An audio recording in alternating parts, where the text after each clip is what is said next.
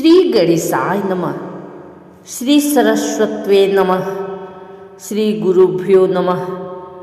जय जय श्री हरि, जय जय श्री महादेव। हे परमपिता परमेश्वर, हे नारायण, हे भोलेनाथ, हे माँ गंगा, हे सभी देवी देवताओं, आज के इस पावन अवसर पर पौष मास के इस पुण्य समय में हम सभी श्रद्धालु एकत्र होकर पौष मास महात्म्य कथा के 15वें अध्याय का श्रवण करने जा रहे हैं।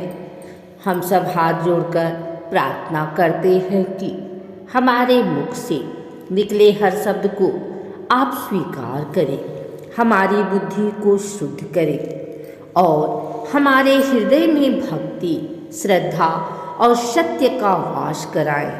हे प्रभु, यदि कथा वाचन में कोई त्रुटि हो जाए, कोई शब्द अशुद्ध निकल जाए तो कृपा कर हमें क्षमा करें। अब आपकी कृपा से आपकी महिमा का गुणगान आरंभ करते हैं। बोलो नारायण भगवान की जय, बोलो भोलेनाथ की जय, बोलो पौष मास की जय। ऋषि बोले, हे राजन, पौष मास का प्रत्येक दिन, प्रत्येक रात्रि अत्यंत पुण्यदायक होती है। जो मनुष्य इस मास में नियम, संयम और श्रद्धा के साथ भगवान की आराधना करता है, उसके सभी पाप नष्ट हो जाते हैं और उसे मोक्ष का मार्ग प्राप्त होता है। अध्याय 15 में पौष मास की महिमा, दान, व्रत और भक्ति के फल का विस्तार से वर्णन किया गया है। पौष मास में सूर्य भगवान अपनी विशेष कृपा बरसाते हैं। ठंड का यह समय तपस्या के लिए श्रेष्ठ माना गया है। जो मनुष्य ठंड सहकर भी प्रभु का स्मरण करता है, उसका तप कई गुना फलदायी होता है। ऋषियों ने कहा, पौष मास में किया गया एक दीपदान सैकड़ों यज्ञों के समान फल देता है। हे राजन, जो श्रद्धालु पौष मास में संध्या समय दीपक जलाकर भगवान विष्णु या शिव जी के सामने अर्पित करता है, उसके जीवन में अंधकार दूर हो जाता है। दीपक केवल तेल और बाती नहीं है, वह ज्ञान का प्रतीक है, वह आशा का प्रकाश है। जो व्यक्ति प्रतिदिन दीपदान करता है, उसे अकाल मृत्यु का भय नहीं रहता, उसके घर में सुख शांति बनी रहती है, पितरों की तृप्ति प्राप्त होती है। पौष मास में व्रत रखने वाला व्यक्ति क्रोध त्याग दे, झूठ न बोले, पर निंदा न करे, सात्विक भोजन करे।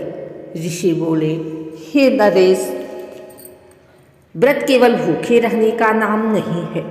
व्रत का अर्थ है इंद्रियों पर नियंत्रण। जो व्यक्ति व्रत रखकर भी मन में द्वेष रखता है, उसका व्रत निष्फल हो जाता है। पौष मास में प्रातः काल स्नान करने का विशेष महत्व है। यदि संभव हो तो गंगा, यमुना, सरस्वती या किसी पवित्र नदी में स्नान करें। जो घर पर स्नान करता है, वह स्नान से पूर्व भगवान का स्मरण करे। ऋषि कहते हैं, पौष मास में किया गया स्नान 1000 जन्मों के पाप धो देता है। हे राजन, पौष मास में किया गया अन्नदान स्वर्ग का द्वार खोल देता है।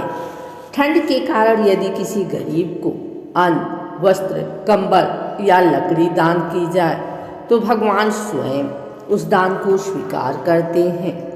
दान कभी दिखावे के लिए न करें, दान सदा विनम्रता से करें। एक नगर में धर्मदत्त नाम का एक निर्धन ब्राह्मण रहता था। उसके पास धन नहीं था, पर उसकी श्रद्धा असीम थी। पौष मास आने पर उसने प्रतिदिन दीपक जलाया, ठंड में भी स्नान किया और जो थोड़ा अन्न मिला उसका कुछ अंश दान किया। हे राजन, जीवन के अंत में वही ब्राह्मण भगवान विष्णु के विमान पर बैठकर वैकुंठ को गया। भगवान विष्णु ने कहा, जो व्यक्ति पौष मास की कथा सुनता है या सुनाता है या दूसरों को सुनने के लिए प्रेरित करता है, वह कभी दरिद्र नहीं होता। उसके जीवन से रोग दूर हो जाते हैं, भय समाप्त हो जाता है और अंत में मोक्ष प्राप्त होता है। ऋषि बोले, हे नरेश, यह पौष मास महात्म्य कथा पापों का नाश करने वाली है। जो व्यक्ति श्रद्धा से इस अध्याय का श्रवण करता है, कथा वाचन करता है या नाम स्मरण करता है, उसके समस्त कष्ट दूर हो जाते हैं। हे प्रभु, आपकी इस पावन कथा का श्रवण कर हमने जो पुण्य अर्जित किया, वह सबके जीवन में शांति, स्वास्थ्य, भक्ति और सद्बुद्धि प्रदान करे। हे नारायण, हम सबको धर्म के मार्ग पर चलने का शक्ति देना। हे भोलेनाथ, हमारे जीवन के सारे दुख हर लेना। बोलो श्री हरि विष्णु भगवान की जय। बोलो महादेव की जय।